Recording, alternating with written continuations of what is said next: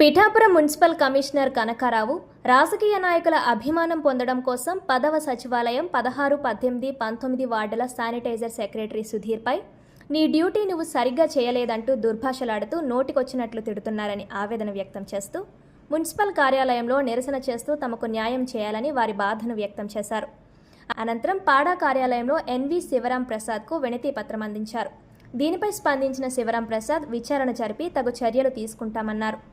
అనంతరం town police station నందు బాధితుడు శానిటేషన్ సెక్రటరీ సుధీర్ మున్సిపల్ కమిషనర్పై కంప్లైంట్ ఇవ్వడం జరిగింది. ఈ కార్యక్రమంలో state working president Darapureddy Tatajirao, ఉమ్మడి జిల్లా కోఆర్డినేటర్ షేక్ మహబూబ్ బాషా, కాకినాడ జిల్లా ప్రెసిడెంట్ బి జాన్ క్రిస్టఫర్, జిల్లా జనరల్ సెక్రటరీ పి కన్నారావు, జిల్లా వైస్ ప్రెసిడెంట్ బి రాఘవులు, Pithapuram municipality president S Rambabu, working president V Sandhyarani, vice president AVD Mohan, general secretary స్వర్ణవార్డు స్వర్ణగ్రామం సిబ్బంది తదితరులు పాల్గొన్నారు.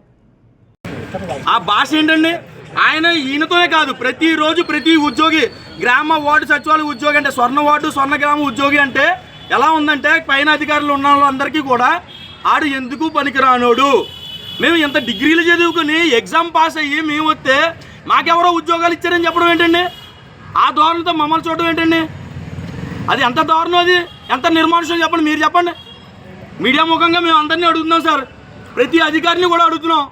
మేము మీ ఇంట్లో బిడ్డలు లాంటి వాళ్ళే కదా, మీ బిడ్డలు అంటే మీరు ఊరుకుంటారా?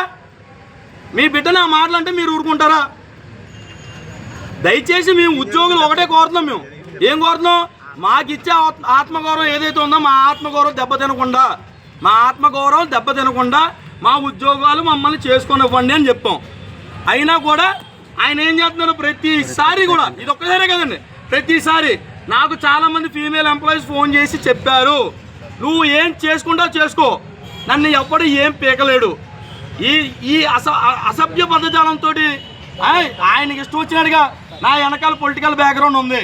పొలిటికల్ బ్యాక్గ్రౌండ్ అంటే సార్, అధికారికి పొలిటికల్ బ్యాక్గ్రౌండ్ ఉంటే మనం ఏం చేయగలం చెప్పండి సార్? ఉద్యోగం కదా సార్ మనం చేస్తున్నాం.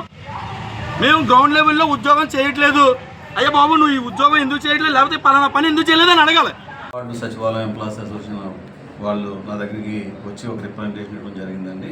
దీంట్లో ముఖ్యంగా ఏంటంటే ఒక శానిటరీ సెక్రటరీ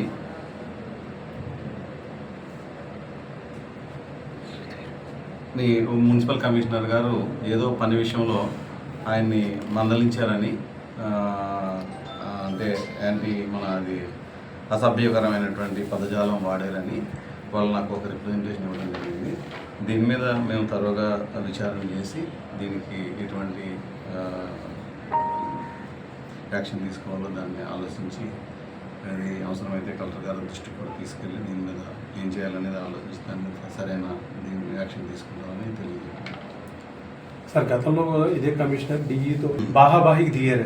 అది కూడా అన్ని ఛానల్లో అన్ని పేపర్లో ధైర్యం ఉంటారు. ఆయన ధోరణి కూడా ఏం మారలేదండి అప్పటి నుంచి కూడా. నా దగ్గరికి అయితే కంప్లైంట్ వచ్చింది. కంప్లైంట్ మీద నేను పూర్తిగా విచారణ జరిగి ఏం జరిగింది, అసలు యాక్చువల్గా ఎలా జరిగింది అనే దాని మీద విచారించిన తర్వాత నేను ఏదన్నా చెప్పగలుగుతాను.